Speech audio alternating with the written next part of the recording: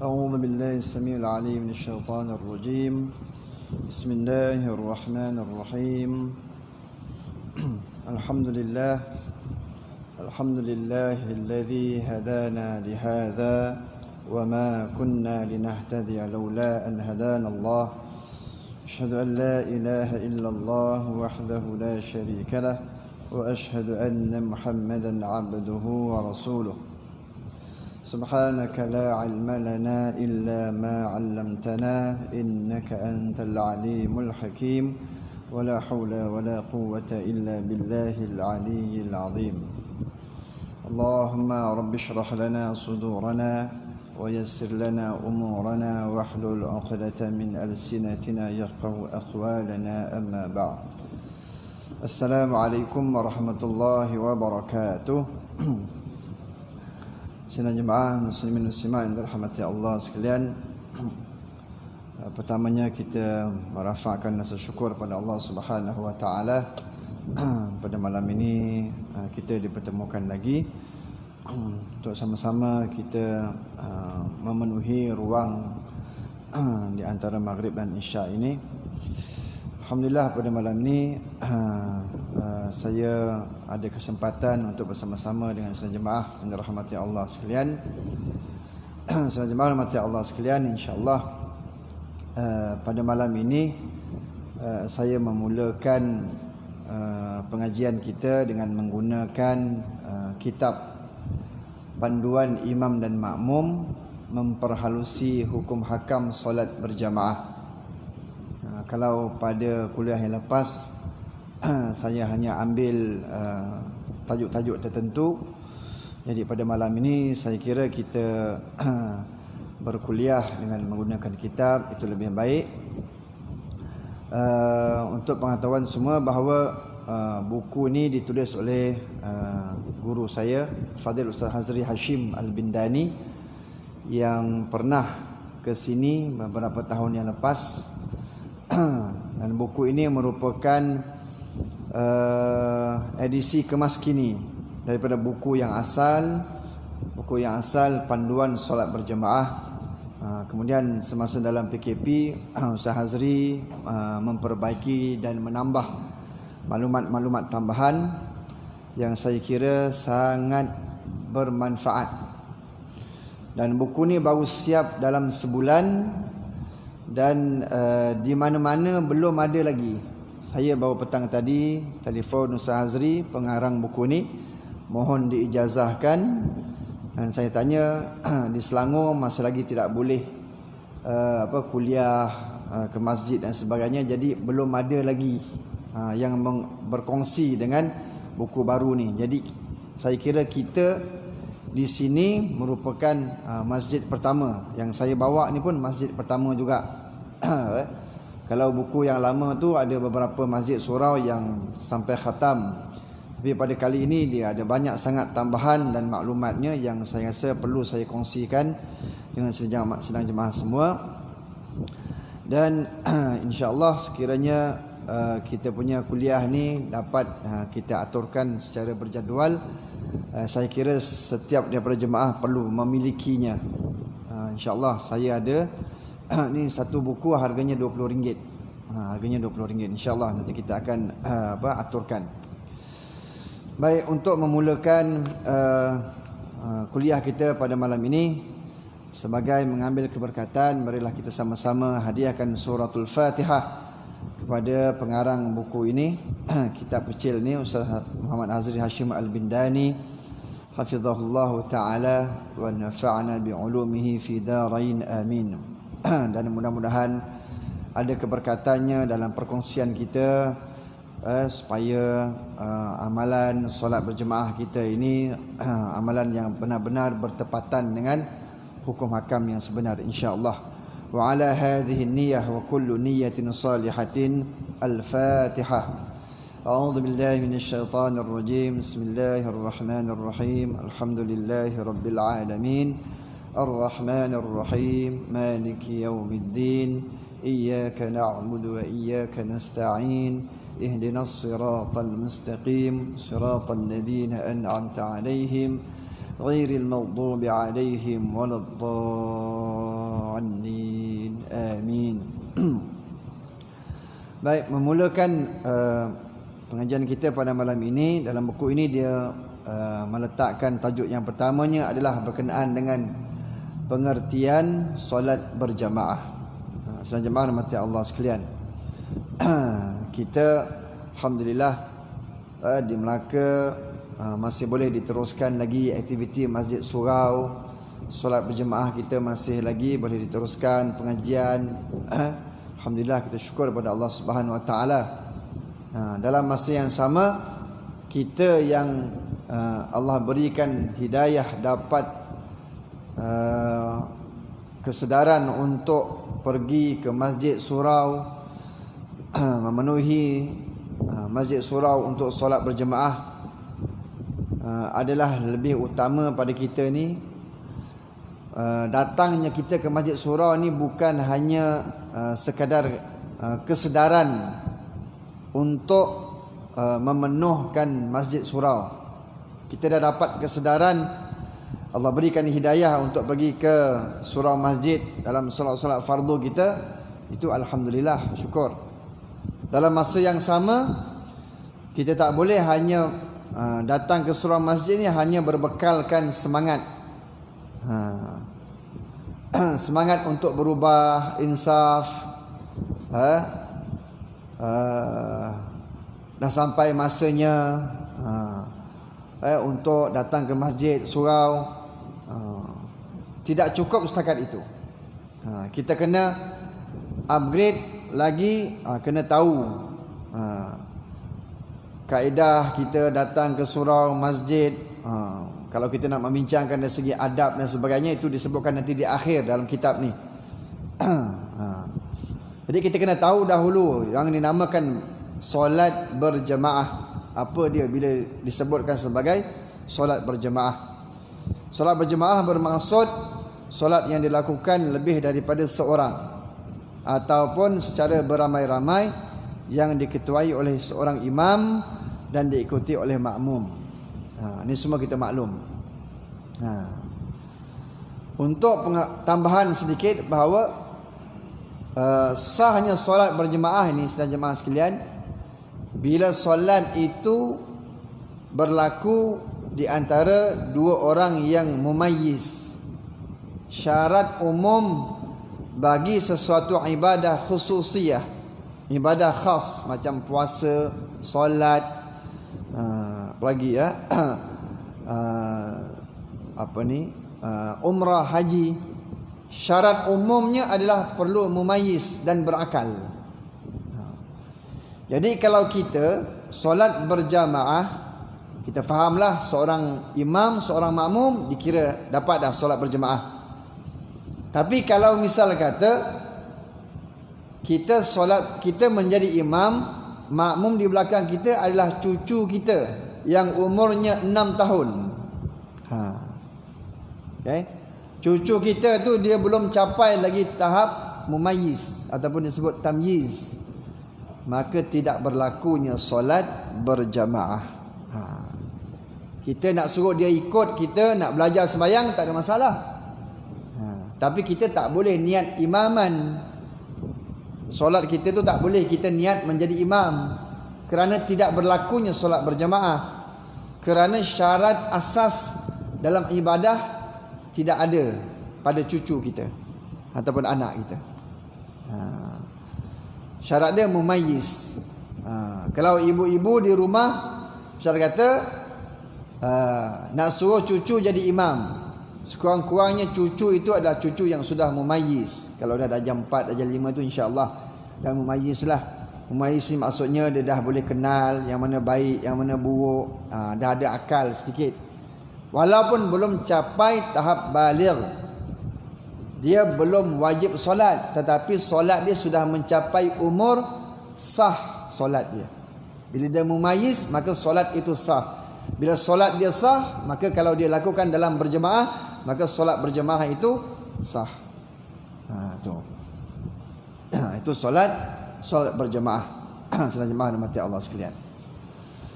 Kemudian hukum solat berjemaah ini, Hukum bagi solat berjemaah selain daripada fardu Jumaat adalah fardu kifayah ke atas lelaki yang merdeka, bermukim dan menutup aurat. Okay, kita fahamlah bagi hukum solat berjemaah bagi solat Jumaat. Itu fardu ain. Sebab itu dalam solat Jumaat, saudara jemaah sekalian, imam wajib berniat menjadi imam, makmum wajib berniat menjadi makmum ketika takbiratul ihram. Ketika kita sebut Allahu Akbar, kita wajib melintaskan dalam hati kita, kalau sebagai imam sahaja aku solat fardu Jumaat menjadi imam, ataupun apa saja kita niatkan, ataupun kita sebut imaman, itu wajib diniatkan ketika takbiratul ihram. Kerana apa? Kerana solat Jumaat wajib dilakukan secara berjamaah. Begitu juga makmum. Sahaja aku solat fardu Jumaat makmuman ataupun mengikut imam atau menjadi makmum, mana-mana saja yang membawa maksud menjadi makmum. Ketika bila? Ketika takbiratul ihram. Sebab itu kalau kita perhalusi dalam syarat niat bagi solat Jumaat ada 4. Dia ada qasad, dia ada ta'arud, dia ada ta'yin, dia ada ta'yin nafsi. Sahaja aku solat qasad, ta'arud fardu, wajib kena sebut fardu. Solat fardu wajib disebut fardu. Solat sunat hanya sunat menyebut sunat. Fardu apa? Jumaat. Jumaat itu apa? Ta'yin. Kemudian imam wajib menjadi imam, berniat menjadi imam. Makmum wajib berniat menjadi makmum. Itu ta'yin nafsi. Itu dalam solat Jumaat. Kalau dalam solat jemaah biasa, maghrib, isyak dan sebagainya, sudah jemaah sekalian, syarat kita hanya ada 3 saja. Qasad, ta'arud, ta'yin. Ketika kita solat, sahaja aku solat fardu maghrib, yang itu wajib dilintaskan ketika takbiratul ihram. Habis itu yang menjadi makmum, menjadi imam, boleh dilintaskan selepas bar. Allahu Akbar. Selepas bar baru dilintaskan menjadi imam, menjadi makmum tunai kerana Allah Ta'ala. Kalau dah biasa dilintaskan ketika takbiratul ihram, boleh saja, tak ada masalah. Cuma kita nak beritahu yang wajib. Okay, sebab itu solat Jumaat bagi makmum yang belum mendapat 1 rakaat tak boleh mufaraqah. Okay, belum dapat 1 rakaat bersama dengan imam, dia tak boleh mufaraqah. Kalau dia mufaraqah, maknanya dia sembahyang sendiri.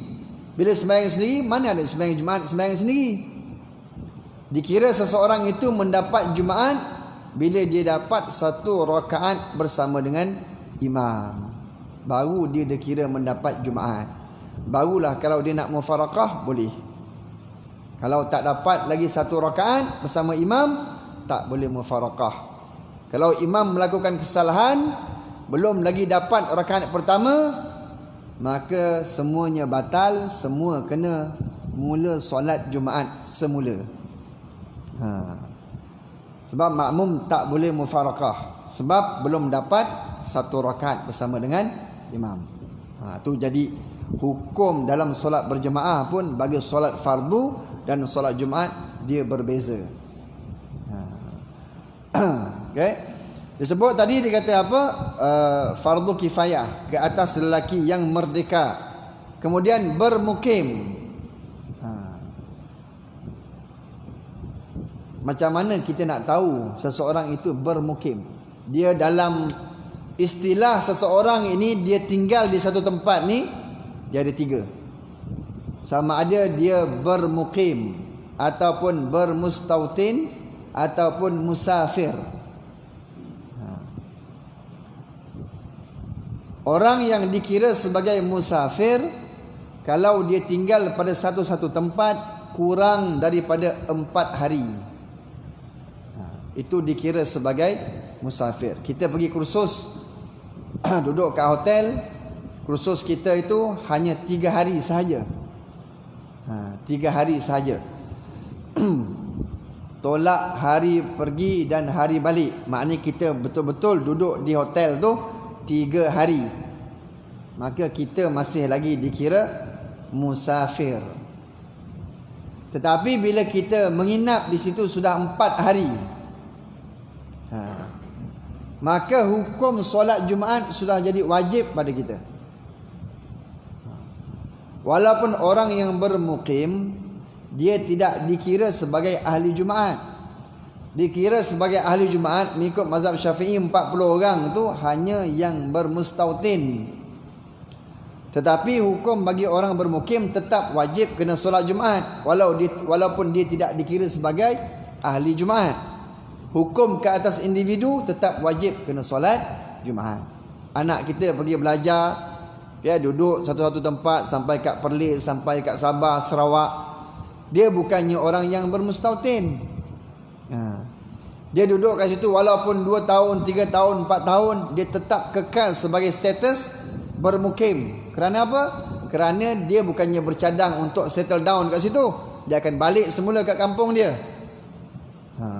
Sama jugalah kalau anak kita pergi kerja kat mana-mana ke, pergi posting kat mana-mana, dia tidak bercadang untuk duduk di situ. Ayah dia dah bagi tanah dah, nanti kalau kahwin ke apa semua, nak buat rumah nanti kat kampung juga, kat kampung Air Baruk juga dia nak buat rumah nanti.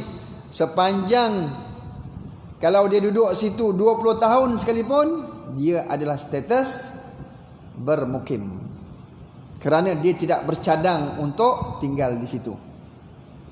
Minimum bagi seseorang itu dikira dia bermukim 4 hari.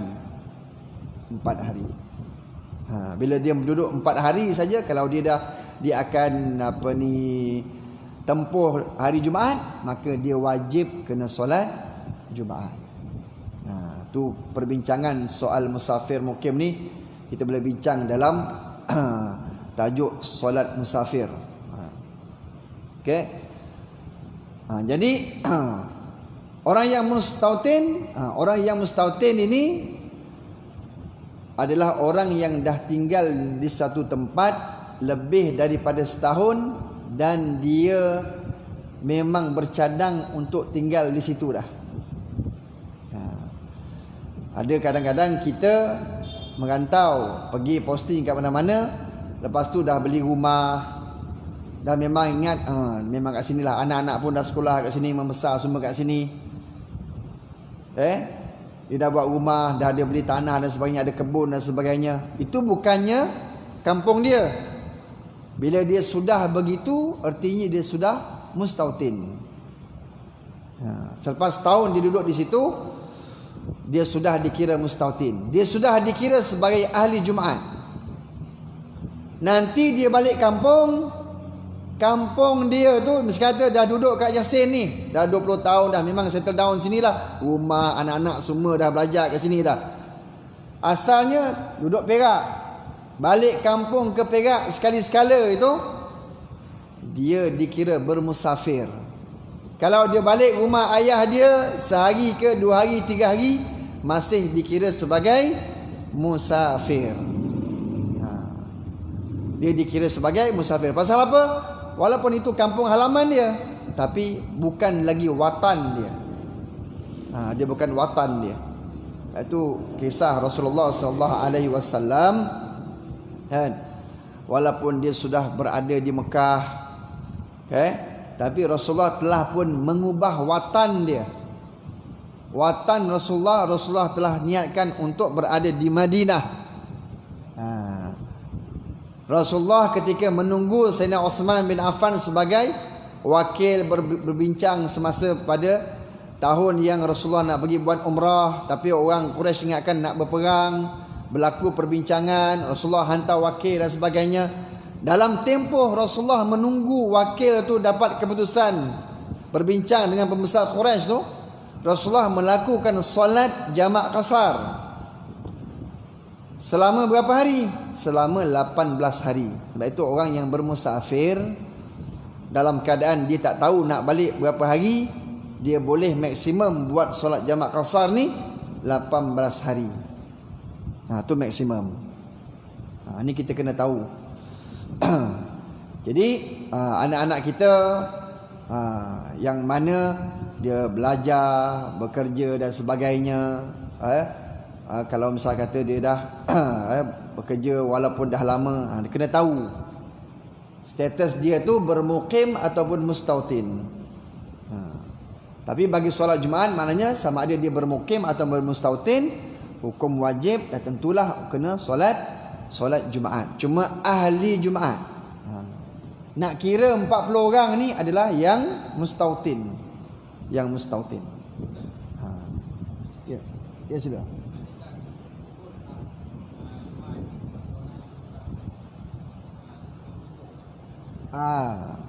Okey. Adakah gugur Jumaat bagi orang yang bermusafir pada hari Jumaat kan? Kan? Kalau dia bergerak, dia ada kan perbahasan dalam hal yang berkaitan dengan orang yang melakukan perjalanan pada hari Jumaat. Ikut kaedah asal, sidang jemaah rahmati Allah sekalian, orang yang bermusafir pada hari Jumaat, kalau dia nak terlepas daripada tanggungjawab kena solat Jumaat, dia kena bergerak sebelum subuh. Orang yang dah bergerak selepas subuh, wajib bagi dia menentukan dia nak sembahyang Jumaat di mana. Dia tak terangkat tanggungjawab solat Jumaat tu bila dia bergerak selepas subuh. Cuma ada juga pendapat mengatakan kalaulah orang tu dia bergerak selepas subuh, tapi dia boleh menentukan kat mana nanti dia nak sembahyang Jumaat, maka perjalanan itu perjalanan yang dibenarkan. Tetapi kalau dia tak boleh menentukan, dia dah lah bergerak lepas subuh, lepas tu dia tak boleh nak tentukan dia nak sembahyang Jumaat kat mana, maka perjalanan itu adalah perjalanan yang haram. Perjalanan itu adalah perjalanan yang haram. Tu kena ambil perhatian. Kalau kita nak melakukan perjalanan pada hari Jumaat, kita tak mau sembahyang Jumaat, ataupun kita mungkin tak sempat nak sembahyang Jumaat, perlu melakukannya sebelum subuh. Kalau selepas subuh, kena pastikan bahawa kita boleh sembahyang Jumaat kat mana-mana. Okey, alright. Baik, kita teruskan lagi. Ada beberapa dalil di sini yang menunjukkan tentang anjuran untuk solat berjemaah. Semua kita maklum tentang anjuran tentang solat berjemaah ini. Antaranya hadis Nabi sallallahu alaihi wasallam daripada Abu Hurairah radhiyallahu an, salatul jamaah afdalu min salatil fardhi bi 27 darajah. Solat jemaah lebih baik daripada solat bersendirian sebanyak 27 darjat. Ada hadis lain lagi menyebutkan, riwayat daripada Imam Bukhari, salatul jamaah afdalu min salati ahadikum wahdahu bi 25 juz'an. Solat berjemaah lebih baik daripada solat kalian yang secara bersendirian sebanyak 25 bahagian. Jadi ada yang mengatakan 27, ada yang mengatakan 25. Ada ulama yang mengkaji kenapa dalam hadis tu menyatakan 27, ada yang kata 25. Orang kaji macam mana yang dikatakan 27.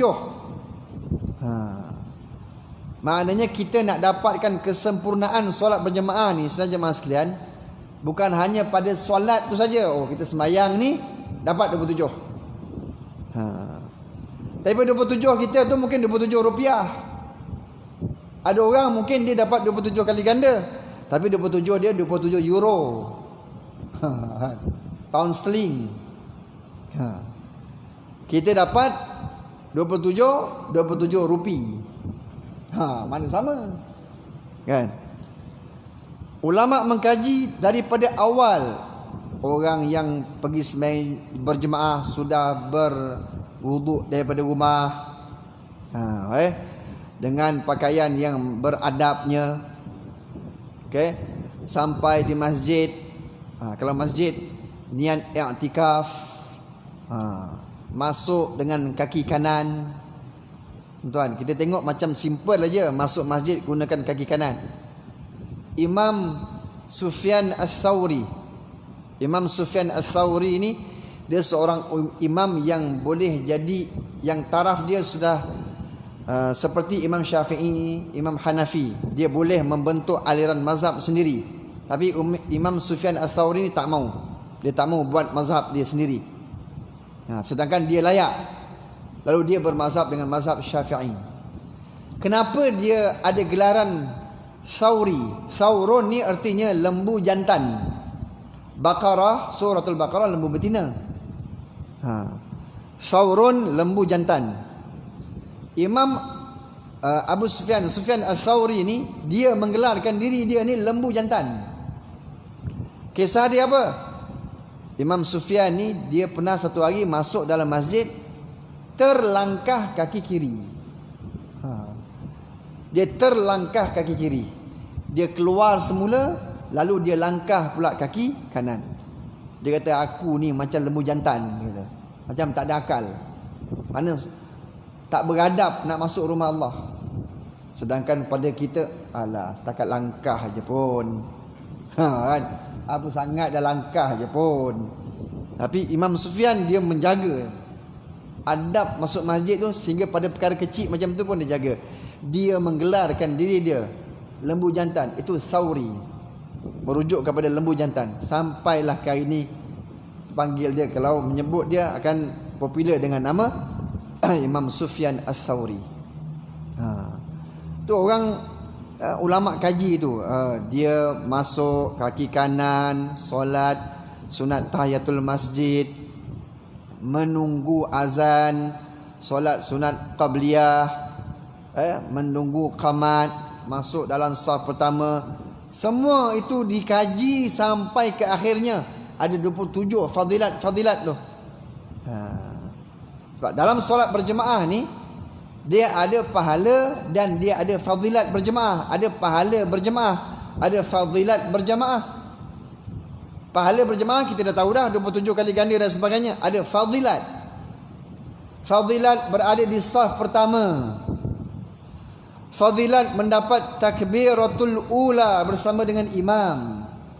Fadilat amin serentak dengan imam. Kan?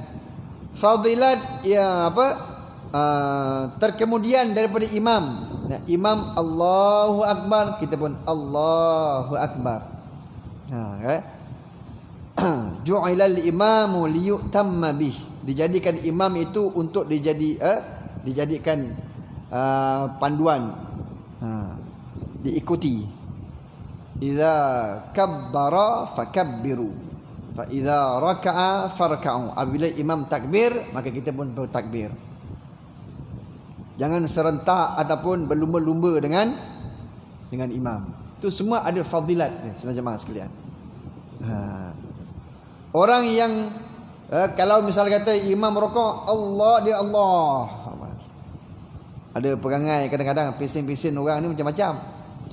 Imam nak turun sujud kan, lambat kan daripada i'tidal. Allah. Ada orang tak, ada makmum yang tak sabar. Dia pun turun juga. Bila dia turun juga, imam turun, dia pun turun juga. Dia mengiringi imam, dia tidak mengikut imam. Ingat, makmum ni kena mengikut imam. Bila dia mengiringi imam, hilang fadilat berjemaah. Yang ni kita nak perhalusi ni, saudara jemaah sekalian. Kita nak pastikan bahawa kita solat ni betul-betul ni, yang kata kalau kita ni menjadi makmum, betul-betul kita ni makmum yang mengikut daripada mula sampai habis ikut. Jangan sampai mendahului imam, jangan sampai berlumba dengan imam, jangan sampai serentak dengan imam. Kalau kita mendahului ataupun serentak dengan imam pada takbiratul ihram, solat tidak sah. Main tu. Banyak perkara, soal masbuk, soal muafiq yang sampai ke hari ini sidang jemaah sekalian, ramai yang masih belum faham dan keliru berkaitan dengan masbuk muafiq. InsyaAllah nanti akan masuk juga dalam bab tu.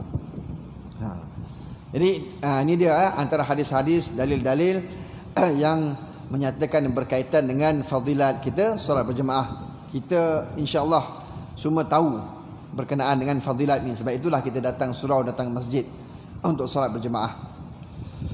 Baik, selamat mati Allah sekalian. Sedikit ada tambahan di sini dalam hal yang berkaitan dengan hukum-hukum solat berjemaah. Ada beberapa keadaan. Kita tahu pertama sekali hukum solat berjemaah yang hukumnya fardu ain. Okey, itu kita tahu pada solat Jumaat. Ni pagi orang lelaki. Kemudian fardu kifayah. Fardu kifayah ni solat berjemaah ke atas lelaki yang merdeka. Kitalah. Solat berjemaah bagi solat fardu ni dia tidak menjadi tuntutan kepada orang perempuan. Sebab itulah orang lelaki ni kena kurang sembahyang kat rumah. Kena ajar pada anak-anak dan cucu-cucu kita ni. Tapi budak-budak tak boleh datang masjid. Kan? Kena beritahu kepada mereka bahawa orang lelaki perlu banyak solatnya di rumah. Sekali-sekala meraihkan orang yang kat rumah. Kalau misal kata anak-anak balik, bolehlah. Tapi kita kena bagikan kefahaman kepada anak-anak kita, kepada cucu-cucu kita. Kena bawa mereka, kalau misal kata tak ada PKP semua, dia balik kampung, bawa mereka datang ke masjid surau. Nak beritahu, nak beri kefahaman kepada mereka bahawa orang lelaki kena banyak solatnya di masjid, di surau. Bukan banyak solatnya di rumah. Itu baru betul. Kan? Kalau orang lelaki banyak solatnya di rumah, sila jadi perempuan. Sila jadi perempuan. Tu kena tahu. Sebab fardu kifayah tu dia ke atas orang lelaki. Ada orang kata, "Alah ustaz, fardu kifayah. Orang lain buat, aku tak payah." Kan?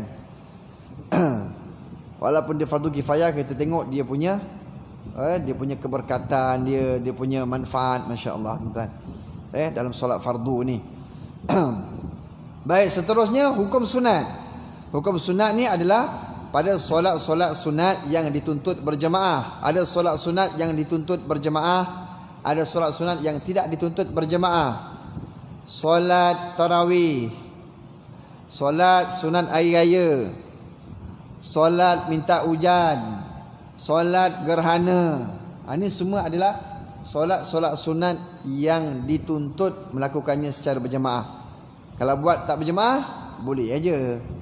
Solat raya baru-baru ni kan, tak boleh nak datang ke masjid.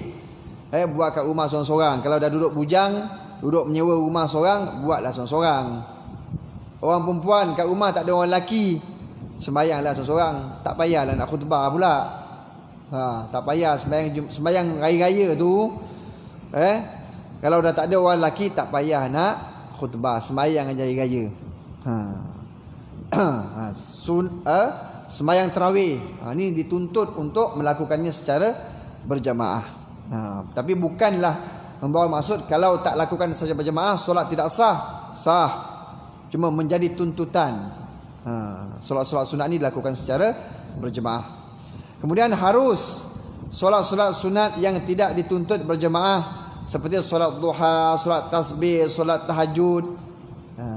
Kalau nak lakukan secara berjamaah boleh tak? Boleh. Walaupun ada kadang-kadang orang buat kaedah, okey, buat program solat tahajud, solat hajat, okey, buat kat surau, kat masjid.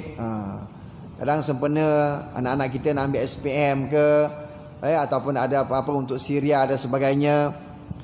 Bila kita dah solat ramai-ramai, ada yang mengatakan kita niat masing-masing, kan, cuma ikut saya depan sebagai khalifah. Boleh buat macam tu saudara jemaah sekalian, tapi ada masalah. Masalah dia apa? Okey, kita niat tak niat berjemaah. Contohnya solat hajat, selalu kita buat solat hajat, kan. Kita tak niat secara berjemaah, niat masing-masing. Okey, cuma ikut aja pergerakan serentak dengan khalifah. Di depan ni tak panggil imam, dipanggil khalifah. Bila kita tak niat secara berjemaah, kemudian nanti kita bacaan ikut masing-masing lah. Ada yang cepat, ada yang lambat. Orang yang dah baca cepat, dia dah baca doa iftitah, dah baca Fatihah. Orang lain baca kuliah tadi, imam bagi taklimat, kuliah ayyuhal kafirun 3 kali. Yang ni malas nak baca 3 kali, baca sekali. Lepas baca sekali, dia tunggu. Kan? Dia tunggu sebab nak serentak. Maka menunggu itu menjadikan batal solat dia. Kerana apa? Kerana dia tak ada berkaitan dengan orang ke depan, dengan imam tu. Dia tak ada kaitan apa-apa. Kalau kita berniat menjadi makmum, iyalah, memang perbuatan kita tertakluk kepada perbuatan imam. Imam belum merokok, kita tak boleh rokok, walaupun kita dah habis baca dah. Tapi bila kita niat masing-masing, lepas tu kita tunggu imam. Imam baca slow, kita baca cepat. Menunggu itu menjadikan solat kita batal. Jadi kalau kita buat program solat hajat dan sebagainya, solat tahajud, program di masjid dan sebagainya, kalau dah secara ramai-ramai, bagus terus niat secara berjemaah. Tak salah pun, boleh niat secara berjemaah. Seterusnya, ada yang namakan khilaful aula. Dia ada nak kata makruh tidak, nak kata haram tidak, ada khilaful aula. Dia berselisih dengan yang lebih utama. Apabila imam solat tunai sedangkan makmum solat qada atau sebaliknya, khilaful aula. Maknanya kita kan, kalau orang yang kita nak jadikan imam itu perbuatan solatnya sama, muwafaqah dengan perbuatan kita, kita boleh menjadikan dia imam. Tapi pada perkara yang mesti kata orang tu dia solat qada, kita solat tunai, ataupun orang tu solat tunai, kita solat qada, di situ ada khilaful aula. Maknanya lebih baiknya adalah tidak kita lakukan secara berjamaah. Ada satu lagi, kalau misal kata kita dah habis sembahyang maghrib, kita tengah sembahyang ba'diyah maghrib, orang datang sembahyang maghrib, orang baru singgah, dia jadikan kita imam. Kita yang tengah sembahyang sunat ba'diyah maghrib, tidak menjadi tuntutan kita untuk lintaskan hati menjadi imam. Kerana solat rawatib tidak dituntut secara berjamaah. Tidak dituntut secara berjamaah, tidak dituntut kita untuk menguatkan suara. Sebab kita sembahyang malam kan, maghrib. Kita kekal dengan solat kita. Dan perhatian kepada kita juga yang misal kata singgah kat mana-mana masjid, tengok ada orang tengah sembahyang sunat qabliyah, sunat ba'diyah maghrib, tidak dituntut untuk kita jadikan dia imam. Okey. Kalau cantiknya dapat orang yang solat bersama maghrib juga, itu lebih baik. Sebab kita kena tahu dalam solat berjamaah, bagi solat yang bukan solat Jumaat, sedikit saya sambung yang tadi tu. Bagi imam, dia hanya hukum sunat saja berniat menjadi imam. Makmum wajib berniat menjadi makmum. Kalau misal kata nanti ni imam, dia jadi imam sembahyang isyak, dia tak niat menjadi imam, Salli fardhu isya'i arba'a raka'atin ada lillahi ta'ala. Allahu akbar. Kita yang lain semua niat menjadi makmum. Sah solat. Kesemuanya sah solat. Tetapi bagi imam dia tak dapat pahala berjamaah.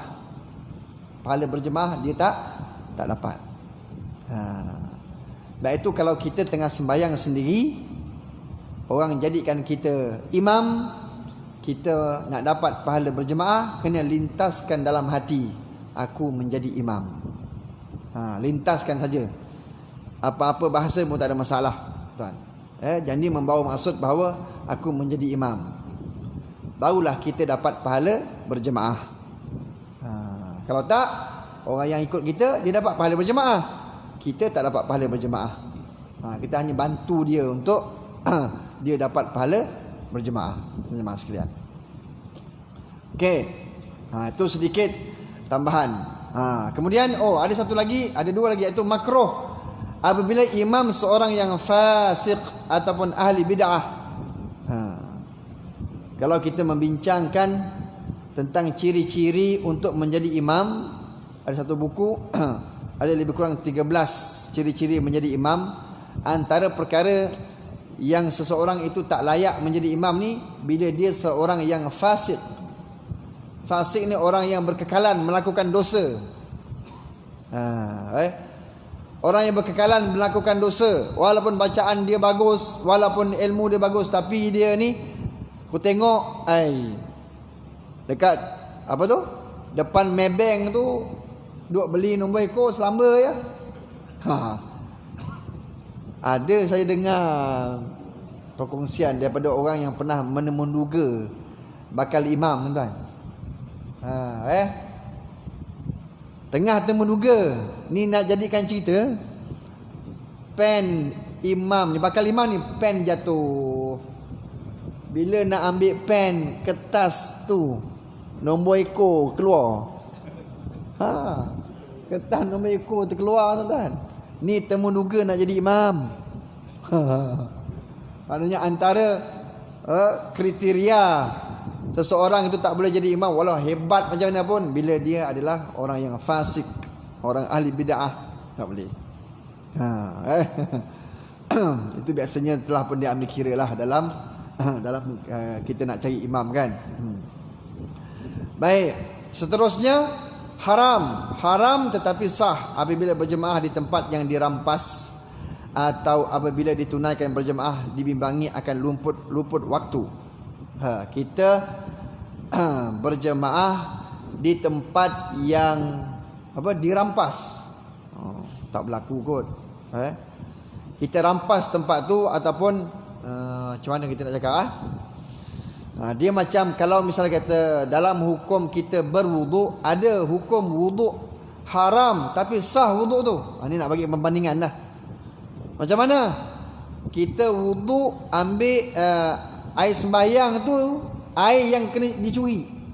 Contoh macam kat Selangor lah, kan, air tak ada, lori tangki hantar, kita mungkin letak baldi, kan. Seorang letak 5, 6, ada tong dan sebagainya. Ada mamat ni dia pergi curi satu tong, orang lain punya dia curi, balik rumah buat wuduk. Air itu dibuatkan wuduk. Wuduk dia sah, tapi hukumnya haram. Pasal dia ambil air daripada air orang, dia curi. Macam tu juga kalau berjemaah di tempat, misalnya kata dewan yang dirampas, ada ke rumah yang dicuri, saya kata berjemaah di rumah yang dicuri.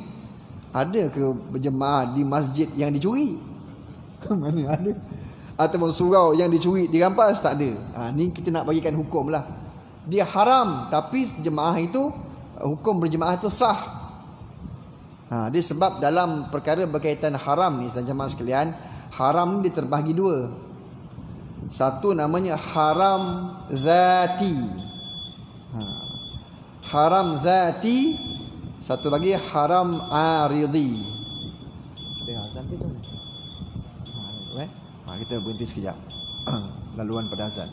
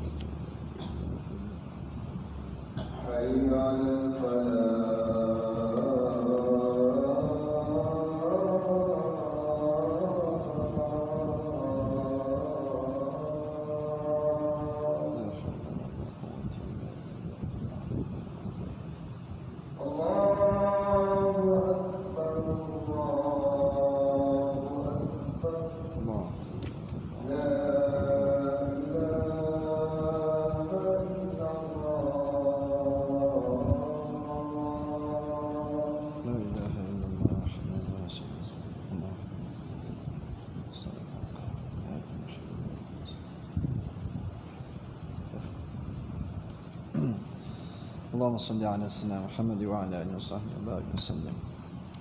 Baik, kita sambung sedikit lagi. Tadi saya beritahu tentang haram tadi kan. Keadaan haram ada dua kategori. Satu haram yang namanya haram zati. Yang kedua namanya haram aridi. Yang kata haram tetapi sah, yang kata berjemaah di tempat yang dirampas, wudu air yang dicuri kan, itu haram aridi, haram yang mendatang. Solat berjemaah tak haram. Solat berjemaah mana pula datang haramnya? Solat berjemaah itu perbuatan solat berjemaah itu tak haram. Tapi haram tu mendatang, aridi. Dia mendatang kerana apa? Kerana kita lakukan solat berjemaah itu di tempat yang dirampas, dicuri, wuduk daripada air yang dicuri, yang itu. Itu jadi haram tu haram yang mendatang. Beza dengan haram zati. Okay? Haram zati ni contohnya kalau misalnya kata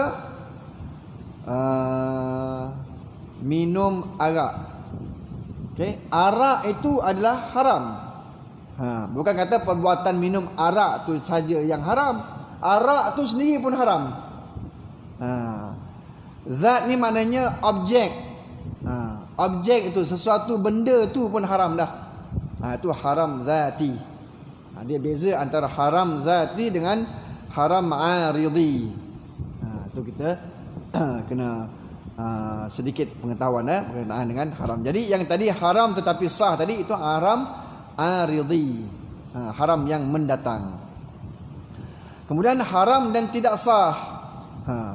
Haram dan tidak sah ni kalau kita sembahyang, kita sebagai makmum, perbuatan kita tidak muwafaqah dengan imam.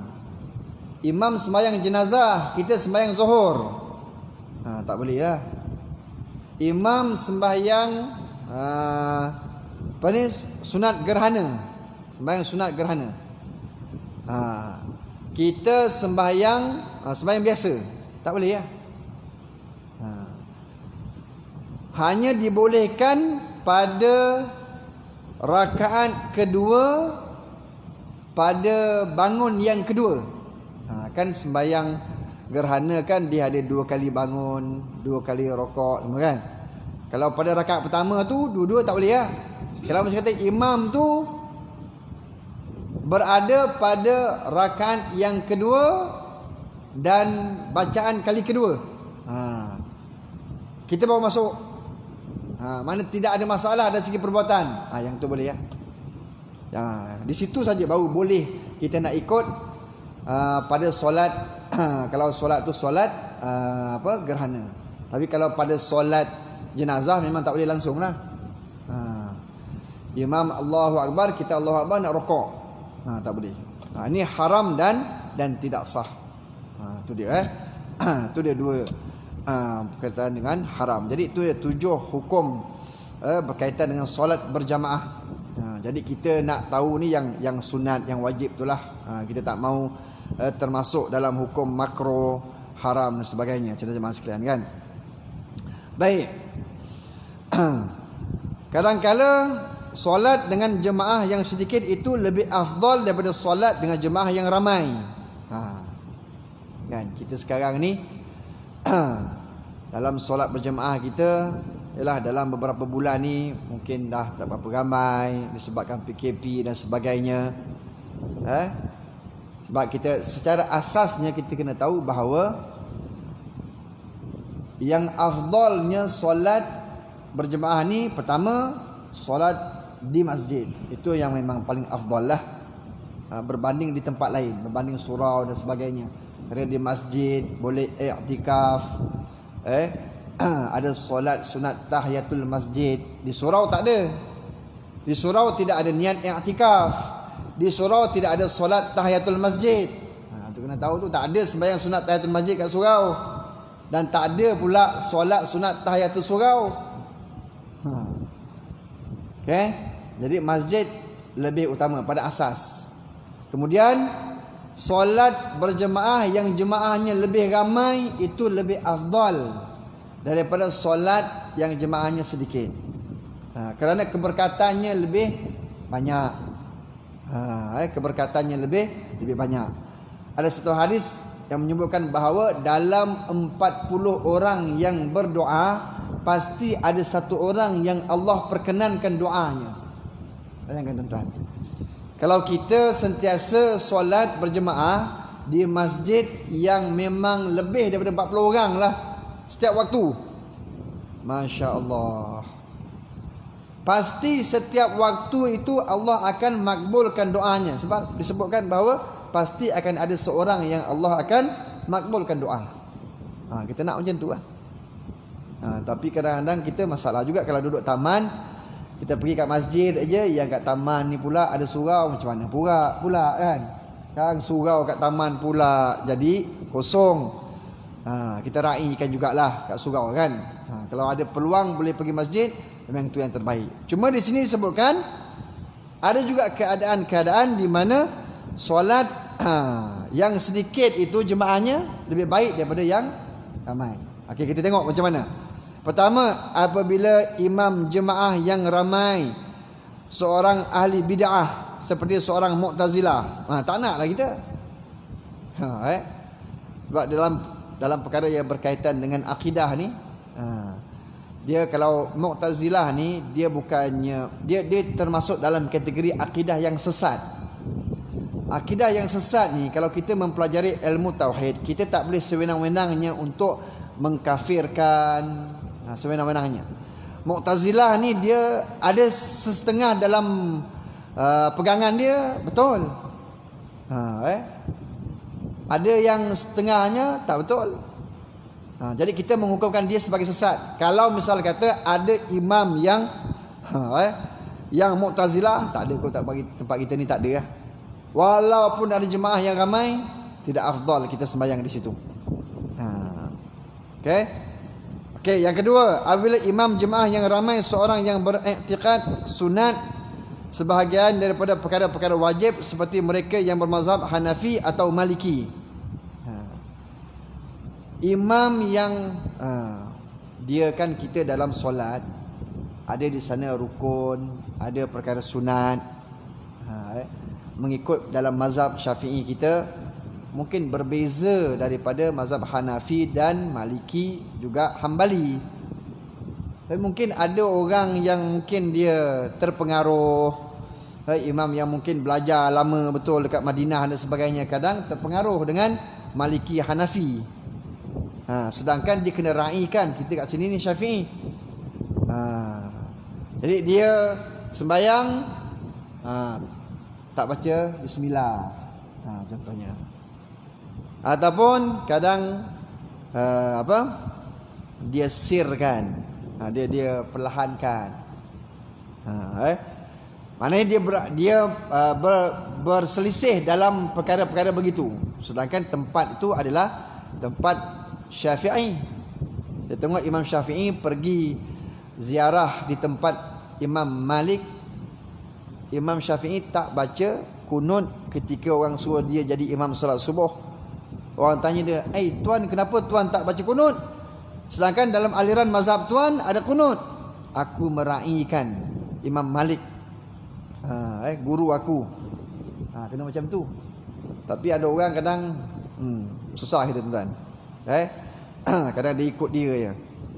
Dia anggap kita semua tak betul. Jadi kalau ada imam macam ni, tidak afdal kita untuk berimamkan dia. Kemudian apabila imam jemaah yang sedikit segera solat pada awal waktu, maka solat bersamanya lebih afdal. Kita solat, bisa katalah solat di surau kita memang sikit, tapi di solat di surau kita ni dia punctual. Okey, masuk waktu aja bila azan, kemudian kita sembahyang sunat semua sampai waktu aja qomat terus. Berbanding dengan masjid kat tempat kita, imam dia nak ambil fadilat solat rawatib sembahyang kat rumah. Dia sembahyang sunat rawatib kat rumah. Makmum dah tunggu lama dah dekat masjid. Ni saya cerita ni memang betul berlaku. Ada setengah tempat imam dia memang dia sembahyang sunat dia sunat qabliyah ni kat rumah. Imam semua, makmum semua dah sampai masjid dah sembahyang sunat, dah tunggu imam. Makmum dah tunggu dah. Jadi lambat. Kalau kita ada menghadapi situasi begitu, solat di surau yang cepat itu walaupun dekat surau lebih afdal kerana kita solat mengutamakan awal waktu. Gitu. Baik, seterusnya apabila jemaah yang sedikit di tempat yang tidak syubhah. Di tempat yang tidak syubhah ni takut kita tak tahu tempat ni dulu dibina daripada duit mana, wallahu alam. Ada orang dia bagi derma sejarah hidup orang tu dulu memang selalu menang loteri. Jadi kita tak pasti ni dari duit yang betul ke, duit halal ke, duit haram ke, duit halam ke, wallahu alam. Jadi solat tu di tempat yang syubhah, kan? Jadi tidak sewajarnya di situ. Kena cari tempat yang betul lah. Yang kelima, apabila jemaah yang sedikit di masjid sedangkan jemaah yang ramai di rumah atau di tempat yang bukan masjid. Itu lebih lagi lah. Walaupun solat di masjid jemaahnya sedikit, ada orang buat solat berjemaah kat rumah, kat dewan, dekat stadium, lagi ramai. Kan?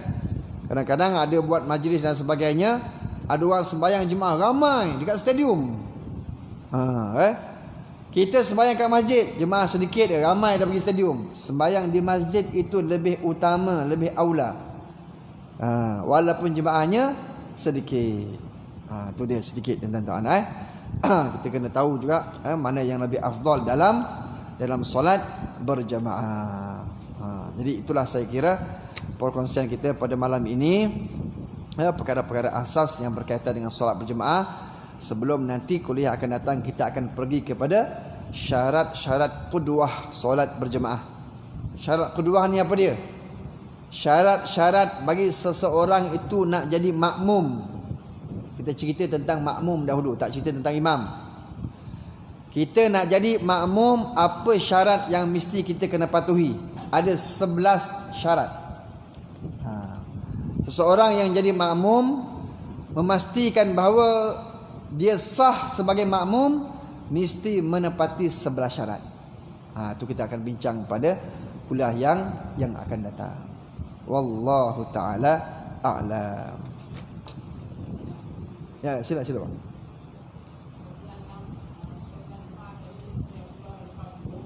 Ya.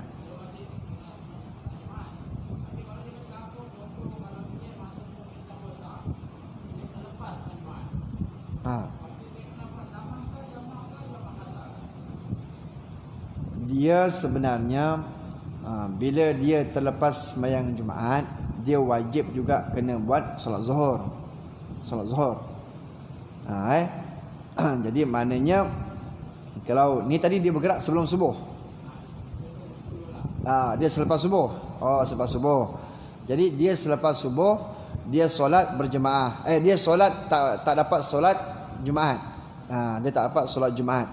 Jadi dia kena solat zuhur.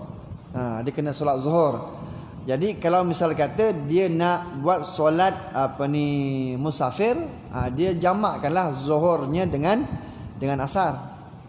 Sama ada dia nak pilih buat jamak takdim ataupun jamak takhir, itu terpulang pada dia, boleh saja. Tak ada masalah. Cuma saya nak beritahu juga dalam lantaran daripada abang tanya, kalau kita dalam keadaan musafir dan kita solat Jumaat, kita boleh saja jamakkan Jumaat dengan asar. Boleh. Ada orang confuse, boleh ke tidak? Yang selalu kita dengar bila solat musafir ni, zuhur asar, asar zuhur, maghrib isyak, isyak maghrib. Tapi kalau Jumaat dengan asar boleh ke tidak? Boleh. Tapi nak buat Jumaat dengan asar ni hanya jamak takdim sajalah. Maknanya dikumpulkan asar ke dalam Jumaat. Tak boleh kita nak kumpulkan Jumaat dalam asar. Mana boleh lagi kita nak sembahyang asar, lepas tu nanti nak jamak dengan Jumaat. Tak boleh lah. Jumaat dah habis dah. Gitu jadi asar dah. Asar tu qasar boleh. Kita sembahyang Jumaat 2 rakaat, lepas tu bangun pula sembahyang asar 2 rakaat. Qasar. Boleh Okey. Ini 20. Wallahu ta'ala a'lam. A'udzu billahi minasyaitonir rajim.